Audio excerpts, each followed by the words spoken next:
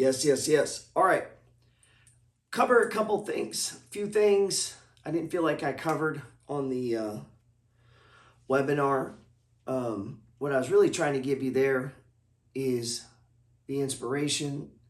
You're going to have to motivate yourself, but inspiration and to see that doing things possible are out of the ordinary are possible. Okay. You can make money in the stock market a lot of different ways. What we're doing here is really about income. And yes, it's taxed, just like at your job. But what I'm trying to do is either replace, this is what I came to it for. I needed to replace money. So I'm selling off houses, I got 15 of them, and I get X amount of cash flow per house. So what I was trying to do is create a bridge account. All right, so I'm 54, and so I can't touch until I'm 59 and a half. My wife can start to touch her IRAs. So, we might have an IRA. You might have, if you're self-employed, you got a SEP, you got a 401k. These could be Roth. When I started investing, Roth wasn't as big a deal. Okay, so I'm trying to replace income. Now, margin is borrowing. And, if you're a Dave Ramsey person or a fan, maybe you're going to have a hard time with this. But the 15 houses that I own that are rented, I total I have 17 properties. 3 are for me, 14 are rented. Each one of these, I put 20% down, which means I borrowed the other 80%. If you think about that, that's 5 to 1 leverage. That's leverage, guys. The reason real estate works is you leverage it. If you pay cash, your return is a lot less. People don't understand that. You think, well, if I don't have a mortgage, I'll collect more. Yes, but because in the real estate game, there's a thing called depreciation. And as long as your cash flow is under that, you're going to pay no taxes. So you would rather than have one paid for house, put 20% down on 5 houses. And your return will be exponentially larger and you'll get rich. In other words, you've got to borrow. Because paying cash for one house, that could take forever. But 20% down, 20% down, 20%, oh, you're making money, right? So when you get to the 5, well, over here, you would have had to save it the whole time. By the time we get here, I got 5 houses, all appreciating, all having the loan paid down every month, all producing cash flow. You get exponentially richer over the next 5 years because you leveraged yourself 5 to 1. When we talk about margin, this is leverage as much as 4 to 1. We're not going to use it for that. That's usually intraday trading, okay? So intraday, meaning during the day. So if you're day trading, you could day trade that. I'm a day trader. So when I started my account, to be a day trader, you need at least $25,000 to be a legal day trader, and you need a margin account. Okay, well, you don't need $25,000 to do what we're doing, where we're trying to collect income. But here, watch this. So let's say you got $10,000, keeping it simple. You invest all of it. Well, I'm going to borrow another 10, not right away, but over time. And it's going to end up being more than that. I actually have more than my amount borrowed, okay? Because it's the stocks and the funds that I buy, okay? So we're going to buy funds. When you buy a fund, it's made up of what? A lot of stocks. So the fund itself is diversified. So you're not having the risk of a single stock. What blows most people out of margin? And watch this. So if I got $10,000, but I buy another 10, I can margin it, right? So I really got what? 20 grand, right?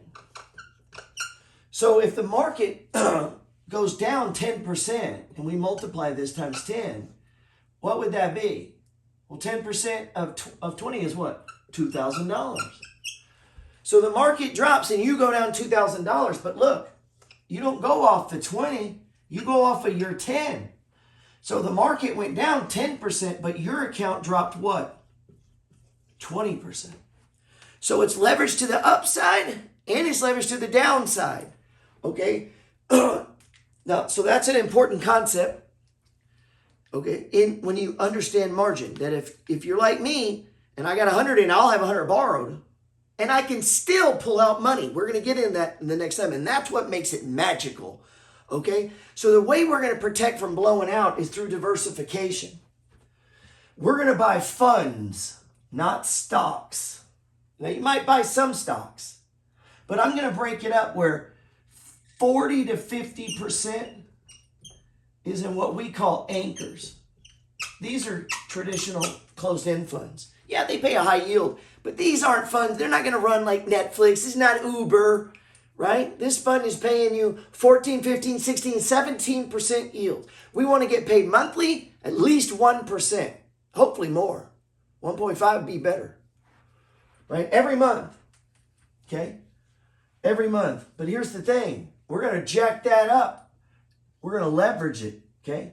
And what are we going to do? At least 2x it, okay? So we're going to put our 10, we're going to put 50% in anchor funds. So what would that be? That'd be $5,000. That's of our money, okay?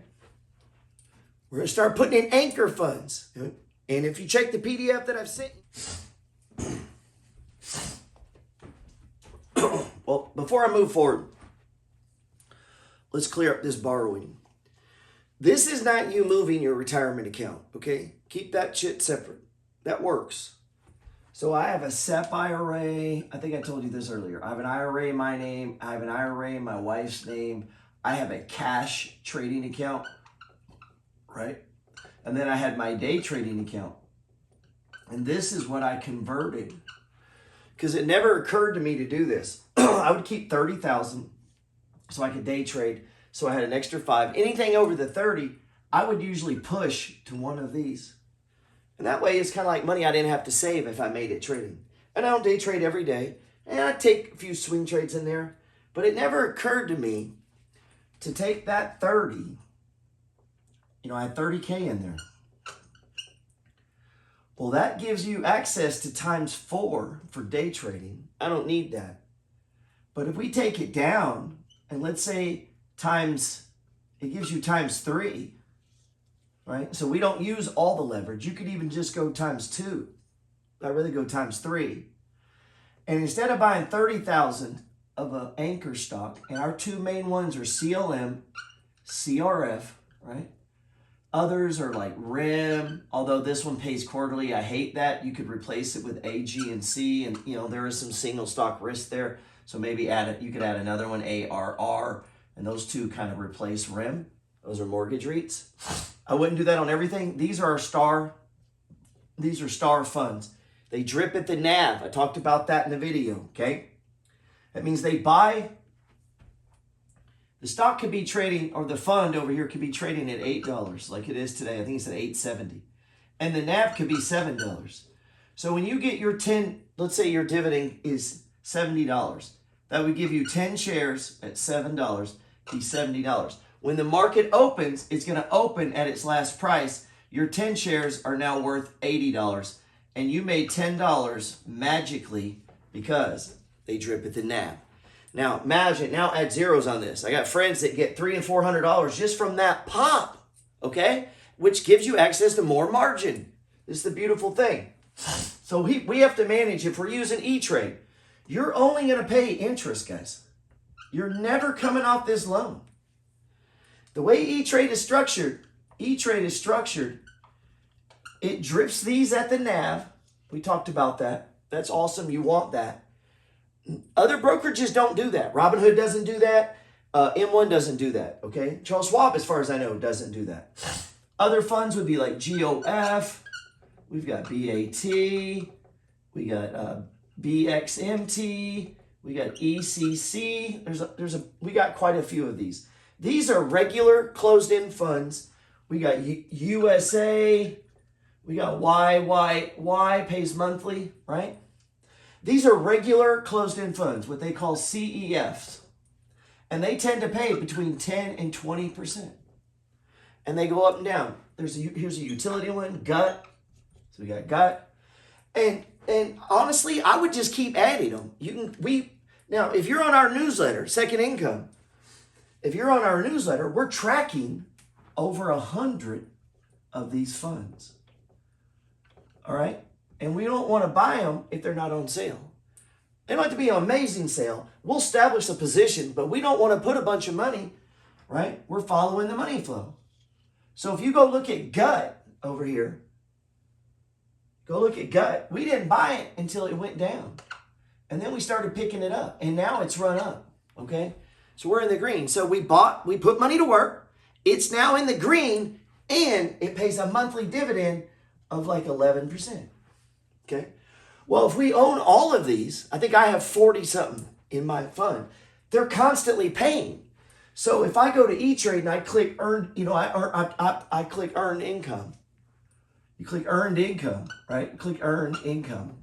When you click that, it'll tell you for the year, right? Mine's fluctuate between 92 and 94. And you're going to see it do that because these funds raise and lower. And, E-Trade sometimes gets bad data. And maybe you trim or sell something. So it's constantly changing a little bit. And as you add new money. But it'll slowly drift up. There's probably a video that I have attached to here where I'm talking about my dividends are 50,000. So that was just a few months ago, and we've added 40. Okay? Because I keep taking it back. So if you divide this, that's 7,900. And that's basically 800. What would that be? That's basically 2,000 a week. And if you look, I'm at 2,300. And last week was like 1,600, which averages out to about 2,000 a week. Well, as this money comes in, I'm just redeploying it back into anchors, right? But I have 50% of the money in these first few anchors. That protects me. The other thing it does is I only need 30% of my money to own this. So that's what they call maintenance. Margin maintenance is how much of your money do you need to maintain this fund in your portfolio. CLM, most of the anchors are 30. There's a few of them that are 40%. But this is 30, 30, that's 40, 30, 30, 30. 30%. That means if it's $1, it's $1, you only need 30 cents to control the dollar. Now, if you put your 30 cents and it's paying 16% yield, you're just going to get that, right? But now if we step out and we borrow 70%, remember in the house example, we had a house and we put 20% down and we borrowed 80%, right? Well, over here, we're borrowing 70% is what we're borrowing. So if we buy CLM, CRF, REM, GOF, YYY, ECC, USA, or GUT, they're all 30%. So, but we get $1. So now we're going to get the dividend yield, say it's 15% on $1. Well, how much would that be? Keeping the math simple, that'd be 15 cents, right? So we're getting it because why? It's a 15%er. Right? But how much money do we put down? We put down 30 cents. 30 cents bought $1, and the dollar is paying 15% yield. That's 15 cents. That looks a lot like half, which is a lot like 50% yield. Okay? Now, you're not going to be able to maintain that all the time. You're going to have times where you have to downsize, and we're going to talk about why that is. And you're going to have times that you might push it up, and it's more. Right now, I'm running about 60%. 60%. And so the reason this works is you got to understand the anchors. You got to understand these are regular closed-end funds, pay 10 to 20% yield, look around, find them in different sectors, and then we want to buy them stage ones, okay? We don't want to buy them up here, and if you just want to get exposure, just buy a little bit and then wait. All right, so as we're collecting these dividends, we're going to add to these anchors. This is the anchor of the portfolio. We anchor a portfolio on these, most of that up here. Okay, now we're going to kick up the risk. We're going to step out and we're going to go to, these are what we call tier 1, okay? And I got a bunch of them I'll show you. Again, if you're on our newsletter, Second Income, there'll be a link over there. We're tracking about 100 of these. In my portfolio is a display one. Jess puts hers on there too because it's a lot smaller than mine. Hers is 34,000. Mine's 154,000. And I'm making 92,000 a year dividend. She's making 17,000. And so it shows you that it works on any time frame, any amount of money. You just need $2,000. So we've said margin is borrowing. And we said buying a house is margin. So stock margin is more dangerous. It really is, moves fast and can blow you out than a house margin. But don't make no mistake about it. You put 20% down on a house, you owe the other 80%, right? You got taxes, you got your loan. What else you got? You got taxes, loan, you got maintenance. Oh, insurance, jeez. So insurance, these are the 4 things when it comes to a house. Whatever's left, that's cash flow, right? Cash flow.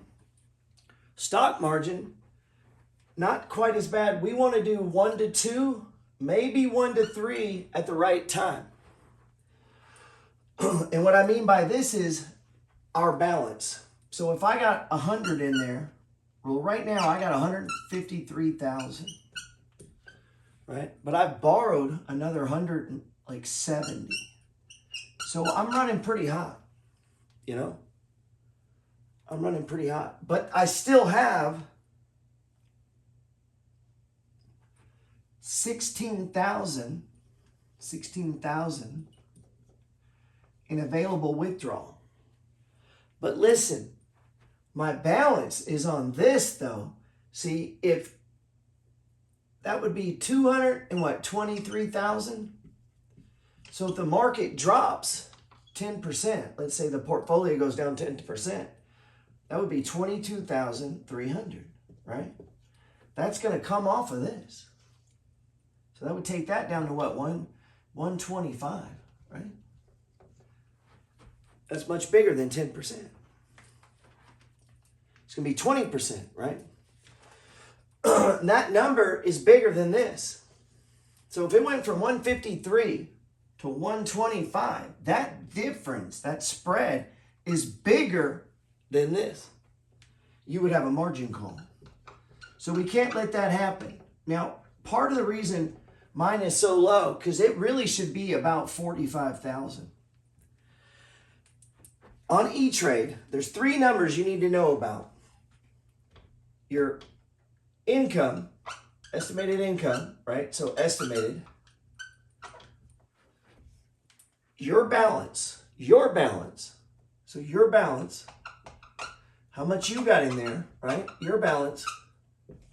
So estimated income, your balance, and available withdrawal, right? Available withdrawal. And so if you got 100, this will tell you how much margin we can use. To play it safe, you need to have at least 30,000 in available withdrawal. Okay? And if you keep this ratio here, you're going to do pretty good. Now, some of you got trading skills. That means you could put on some swing trades. Maybe on a account that size, you're doing trades anywhere from 1,000 to maybe 3,000 if you're doing less. And if it's a blue chip, maybe you do even bigger, right? So a couple I got on right now, Merck, Hershey, and Campbell's. Okay, these are blue chip stocks. I think it's like 5, 4, and 3. And you sometimes you don't have enough money. You got what you got. All I'm trying to make on these, I'm doing little B&B trades. I might make anywhere from 500, I don't know, maybe 800. We might catch a dividend or 2, right? Plus the price appreciation. I think the Hershey trade, it was like just at $600. Well, $600 in this account, what can we do with it? We can buy 1 to 2 or 1 to 3. So $600 could buy 1 to 3 in these anchors. I don't mind doing that. Now, in the other video, we'll get into tier 2 and 3, and this is where the yield goes crazy, and we start buying shit paying 50 to 100%. But we got to watch the portfolio. We need to watch estimated income, our balance, and available withdrawal. We can be all in and borrowed and still hit that debit card, still buy tires, still pay bills because we can still draw from it. And we're collecting dividends every week, man.